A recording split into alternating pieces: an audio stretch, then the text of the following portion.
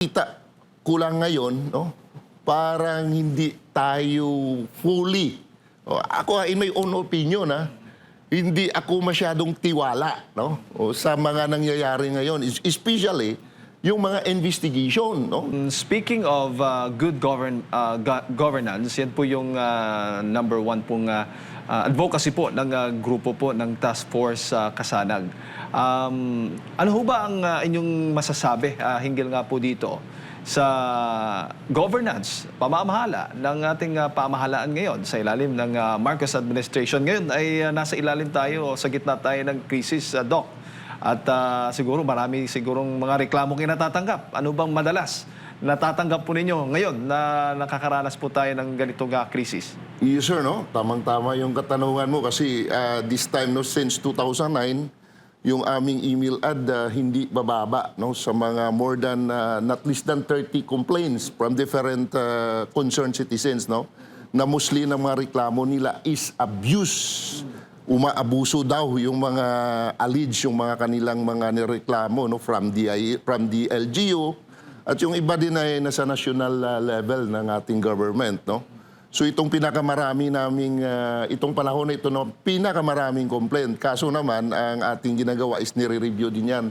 May mga voluntary legal counsel kami na nire-review muna kasi mahirap mag-confirm, no, na wala tayong matibay na ebidensya. Pero sa issue, napakarami, sir. Tulad po ng anong issue po ito? Yes, number one, corruption, no. Alam naman ng lahat yan, no, na ang corruption sa Pilipinas. Kasi ang Task Force Kasanag, panahon pa ni GME kami, no? Panahon pa ni GME, no? Conferred to the present, no?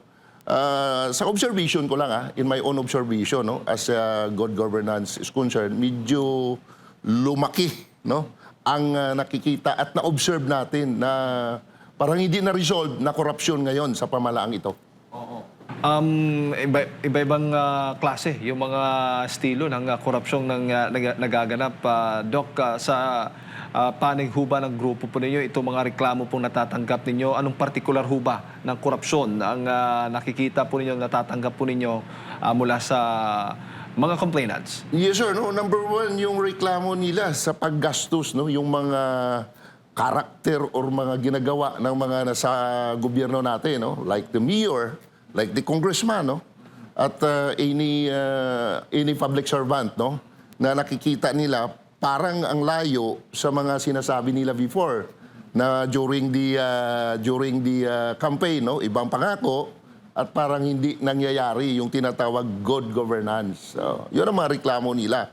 Then may mga reklamo sila na gastos dito, gastos doon, na hindi daw mapaliwanag ng mga nakaupo ngayon kung paano lumaki at tumawak ang gastusin na despite of this crisis, no?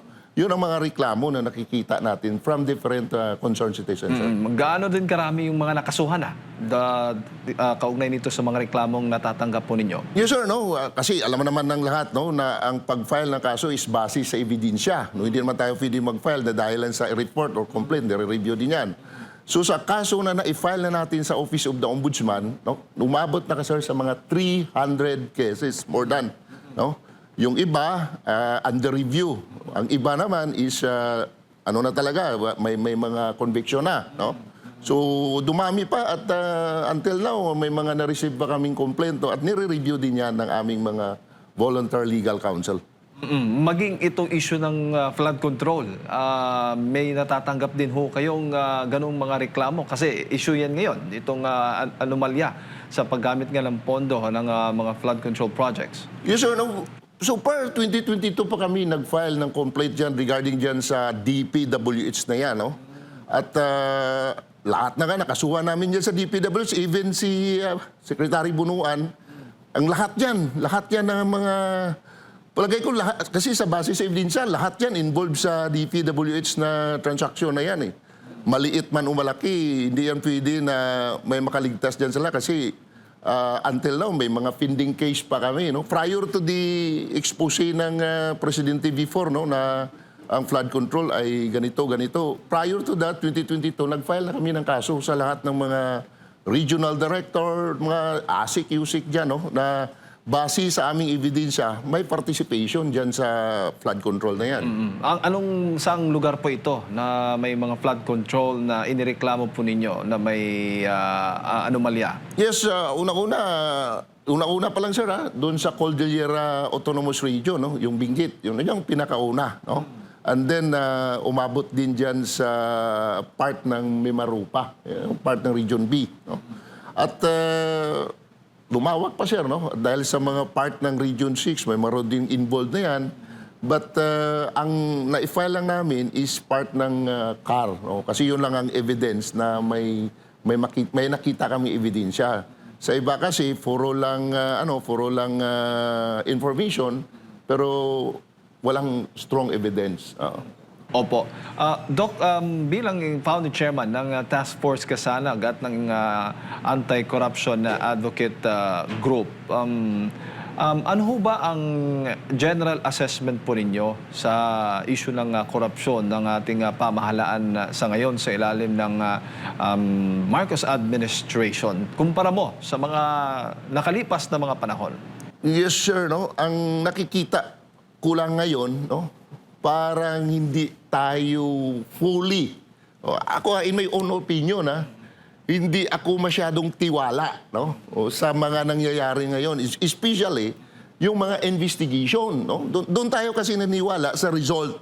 Kasi kung habang buhay, investigation lang na investigation, paano tayo titiwala dyan? O ngayon, ito lang ang una ko lang na nakita in my own observation. Ang haba ng investigation ng ICI, after all, i-turn over mo lang naman sa Ombudsman at DOJ. Ba't ka pa nagsayang ng oras dyan? That is my opinion. No? Parang ako, in my own observation, hindi ako masyadong tiwala sa investigation. Ngayon, in my own opinion. Po, at nababanggit nga yung mga pangalan ng mismong Pangulong Bongbong Marcos Jr. na di umano'y nakatanggap din po ng kickback mula po dito sa mga flood control projects na ito. At marami pa ang mga kongresista na nabanggit po ng mga resource person during sa mga investigasyon na narinig po natin sa Senado at maging sa Kongreso. At maging yung mga witnesses, no? Isama na natin itong mga dating sundalo na nagpakita nga, mga dating security aid ng dating Congressman Zaldico. Yes, sir. Nakakalungkot nga. Ako is my own observation. Nakakalungkot kasi number one, based to the statement of the witnesses, no, yung mga 18 brave Marines natin, nasabi na, even Saldico nagsabi na, nang involved dito is no other than the President, the ASEC, the USEC, and the rest of the involved sa Cabinet Secretary. Pangalawa, involved din ang legislator. So paano tayo at ease, no? Paano tayo ngayon maninigurado na itong investigation ay walang tinatawag na bias. So sa akin na lang panawagan ko, kailangan sovereignty resides of the people. Yun ang balikan natin na basis ng ating constitution. Dapat ang taong bayan ang mananaig at ang busis ng bayan dapat pakinggan nila. Huwag silang pakapalmok, sir. Oo, pero nakikinig ho ba sa feeling po ninyo, sa nararamdaman po ninyo ngayon? Nakikinig ho ba ang gobyerno natin, maging yung mga iba pang mga kinauukulang ahensya na dapat mag-imbestiga, dapat magpanagot doon sa mga responsable po nito? Yes, sir. Ako naniniwala ko na ang ating gobyerno, yung mga tao dyan, ay hindi naman lahat. Maraming matitino na leader. I believe, no? The task force kasi nag-believe na maraming matitinong leader dyan sa ating gobyerno. Ang problema lang natin, hindi nabigyan ng chance. No? At siguro, hanggang pakinig lang yan. No? Pero we believe, no? And with our prayers, sana magising din ang nakaupo at mga matitino dyan. No? Kaya sabi nila, evil triumph, no? Because good men do nothing. No? So, may kasabihan din, stop complaining and do something. It's about time, no? Wag naman tayong magpaalipin sa mali. Kailangan, kung may tama, ilabas ang what is ang katotohanan, no? Kasi kung ganyan lang palagi ang kultura nating Pilipino, Na madala lang tayo sa takot, madala lang tayo sa mga kung anong mga pwede nilang gawin sa atin. Ba't wala na tayong karapatan pag gano'n, di ba?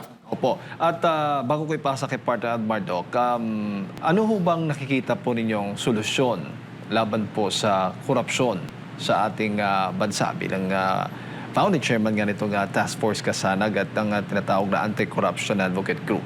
Yes, sir. No? Ito'y isa sa aking nakikitang solusyon. Sovereignty resides of the people.